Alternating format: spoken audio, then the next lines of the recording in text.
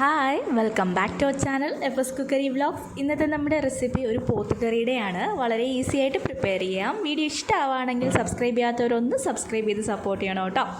അപ്പോൾ വീഡിയോയിലേക്ക് പോകാം. അതിനായിട്ട് ആദ്യം ഞാൻ തന്നെ ഒരു മിക്സിയുടെ ജാർ എടുക്കുന്നുണ്ട്. അതിലേക്ക് 1 ടീസ്പൂൺ മഞ്ഞൾപ്പൊടി, 2 table spoon Kashmiri chilli powder, 1 table spoon കുരുമുളക് പൊടി, 1 ടേബിൾ സ്പൂൺ ഫെനൽ സീഡ്സ് പെരുംജീരകം, അതിൻ്റെ കൂടെ 1 സ്റ്റാർ അനീസ്, അതിൻ്റെ കൂടെ തന്നെ 2 ഏലക്ക, ഒരു വലിയ പീസ് പട്ട, അതിൻ്റെ കൂടെ 2 ഗ്രാമ്പു.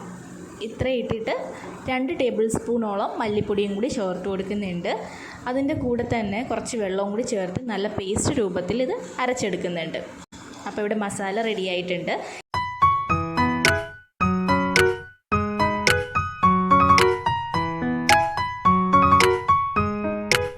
ഇതൊരു കുക്കറിലേക്ക് ഇട്ട് കൊടുക്കാം. ഇത് നേരത്തെ തന്നെ ഞാൻ കഴുകി വൃത്തിയാക്കി 2 വിസിൽ കേൾപ്പിച്ചിട്ട് മാറ്റി വെച്ച് ഫ്രിഡ്ജിൽ വെച്ചിട്ടുണ്ടായിരുന്നതാണ്. അതിനെ എടുത്തിട്ടാണ് ഞാൻ ബാക്കി കുക്ക് ചെയ്യാൻ പോകുന്നത് കേട്ടോ. ഉപ്പ് മാത്രം ഇട്ടാണ് വേവിച്ചെടുത്തിട്ടുള്ളത്. ഈ ഒരു അരപ്പ് നമ്മളിപ്പോൾ അരച്ചെടുത്ത അരപ്പും കൂടി ഈ പോത്തിറച്ചിയിലേക്ക് ചേർത്ത് കുറച്ച് വെള്ളവും കൂടി ചേർത്ത് നന്നായിട്ട് മിക്സ് ചെയ്തിട്ട് പ്രഷർ കുക്ക് ചെയ്തെടുക്കാം.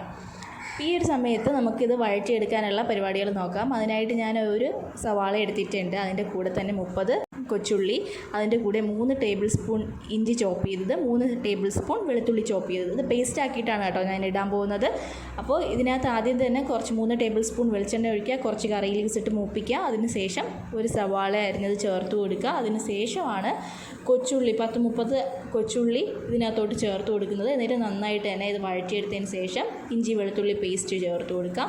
അതിൻ്റെ റോസ്മെല്ല് മാറുന്നത് വരെ ഇളക്കിയെടുത്തതിന് ശേഷം നമ്മൾ വേവിച്ച് വെച്ചിരിക്കുന്ന നമ്മുടെ പോത്ത് ഇതിനകത്തോട്ട് ഒഴിച്ചു കൊടുക്കുക. നന്നായിട്ടൊന്ന് തിളപ്പിച്ചെടുക്കുക. ഇത്ര മാത്രമേ ഉള്ളൂ. അടിപൊളിയായിട്ടുള്ള പോത്തുകറി റെഡി ആയിട്ടുണ്ട്. ഇതുപോലെ ഇതുവരെയും ട്രൈ ചെയ്യാത്തവർ ഇനി ട്രൈ ചെയ്ത് നോക്കുക. നിങ്ങളുടെ ഫീഡ്ബാക്ക് എന്നെ അറിയിക്കുക. എല്ലാവർക്കും താങ്ക്സ് ഫോർ വാച്ചിങ്.